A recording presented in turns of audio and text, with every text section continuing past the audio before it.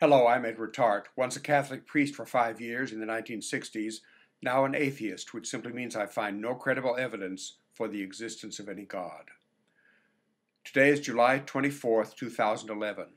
Today, my YouTube adversary, a devout Catholic lady who lives far away, wrote on her Facebook page, and I paraphrase slightly, "Thanking God for a wonderful day. Went shopping for bargains, watched a fantastic movie, took a midnight drive in the rain, just got home." I decided not to let this comment go unchallenged, so I wrote her a private message in which I modified her quotation this way: "God, I thank you for this day in which I had pleasure, but I rebuke you, God, for allowing on this very same day thousands of starving children to die of starvation, for placing cancer cells in who knows how many people, for allowing who knows how many babies to be born with birth defects, for afflicting who knows how many people with Alzheimer's disease." And I included my prayers of gratitude video. The lady promptly sent me a return message which said, quote, "God is closest to those who suffer. They share in his passion," unquote. I am certain that by the phrase "his passion," she means the suffering and death of Jesus, supposedly to atone for our sins. I will now respond to her brief comment. The doctrine of Catholics and of many other Christians is, each of us was born into a filthy condition of sinfulness because of the original sin of Adam and Eve. God sent his Son Jesus to earth to suffer and die for our sins so that if we accept this, we can go to heaven. God could have just forgiven us, but he wanted suffering and bloodshed for atonement. I will now make a statement that will be very jarring to Christian believers.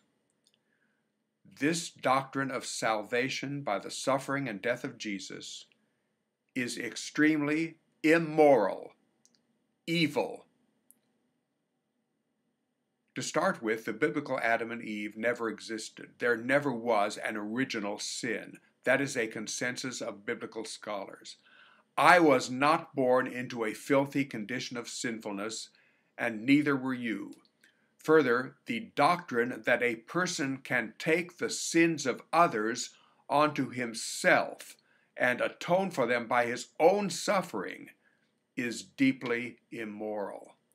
If I do wrong, I am responsible, and I must make amends, not have somebody else agree to or insist on making amends for me.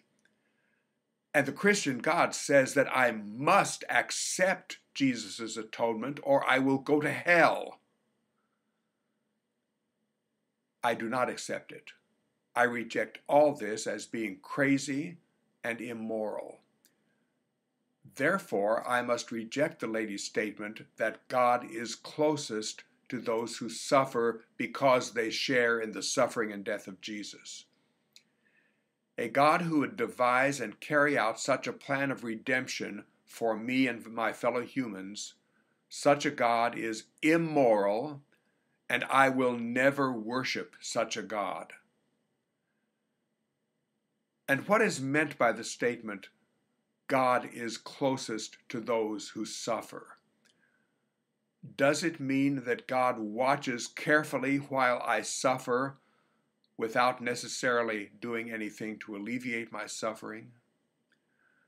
Does it mean God sent me the suffering, or let somebody else such as the devil send me the suffering, but God is going to help me cope with it?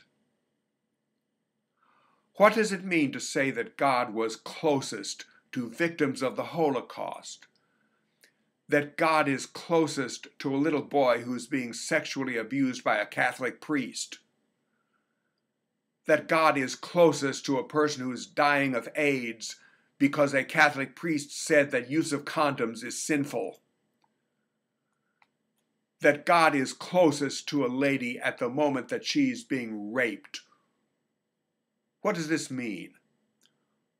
The whole thing makes no sense.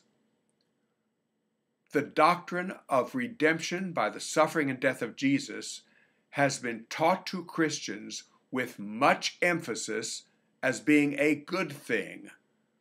And when I was a Catholic priest, I accepted it fully. But now, having used my brain, I totally reject it and all its implications regarding suffering.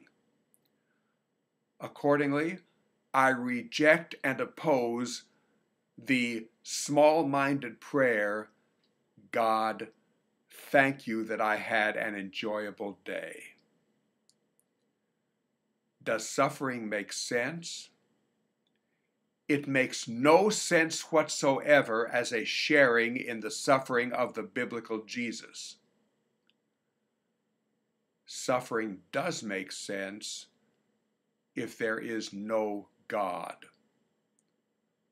Suffering happens, sometimes by human fault, sometimes by natural causes.